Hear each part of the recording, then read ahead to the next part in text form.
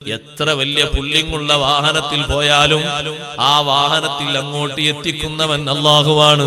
ആരെ പറഞ്ഞത്? അല്ലാഹു ഖുർആനിൽ പറഞ്ഞു, എത്ര വലിയ എതിരാളികളെയും ശത്രുക്കളെയും അനുകൂലികളെയും പ്രതികൂലികളെയും ഒക്കെ രക്ഷപ്പെടുത്തുന്നത് സ്വന്തം കഴിവ് കൊണ്ടാണെന്ന് കരുതരുത്. ഡ്രൈവർ നല്ല ആളായതുകൊണ്ടാണെന്ന് കരുതരുത്. ഇല്ലാ റഹ്മതം മിന്നാ വമതാഅൻ ഇലാഹീൻ. യാതൊരു അപകടത്തിലും പെടാതെ രക്ഷപ്പെടുത്തുന്നത് നമ്മുടെ റഹ്മത്ത് കൊണ്ടാണ്.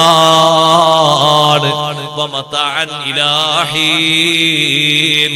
ഒരു ടൈം വരെ സുഖിച്ച് ഭൂമിയിൽ ജീവിച്ചോട്ടെ എന്നുള്ള നിശ്ചയം കൊണ്ടാണ്. അല്ലാഹ് അങ്ങനെ നിശ്ചയിച്ചത് കൊണ്ടാണ് തൊട്ടു മുന്നിൽ അപകടം വന്നിട്ടും ഒന്നും സംഭവിക്കാതെ പോയത്. സഹോദരങ്ങളെ, അപകടത്തിൽ വാഹനങ്ങൾ മുഴുവനും തകർന്നിട്ടും ബോഡിക്കൊന്നും പറ്റാതെ പോയത്. ആ വാഹനം കണ്ടാൽ ആള് ബാക്കിയില്ലാന്ന് എല്ലാവരും വിധീതി പോകും. എന്നിട്ടും രക്ഷപ്പെടാൻ മാർഗം കിട്ടിയത് നമ്മളെ അന്തസ് കൊണ്ടാണെന്ന് ചിന്തിക്കരുത്, നമ്മുടെ കഴിവ് കൊണ്ടാണെന്ന് ചിന്തിക്കരുത്. ഇല്ലാ റഹ്മതം മിന്നാ വമതാഅൻ ഇലാഹീൻ. അല്ലാഹുവിന്റെ റഹ്മത്ത് കൊണ്ടും അല്ലാഹു നമുക്ക് കണക്കാക്കിയ ആയുസ് കുറച്ചുകൂടി ഭൂമിയിൽ ബാക്കിയുള്ളത് കൊണ്ടുമാണ്.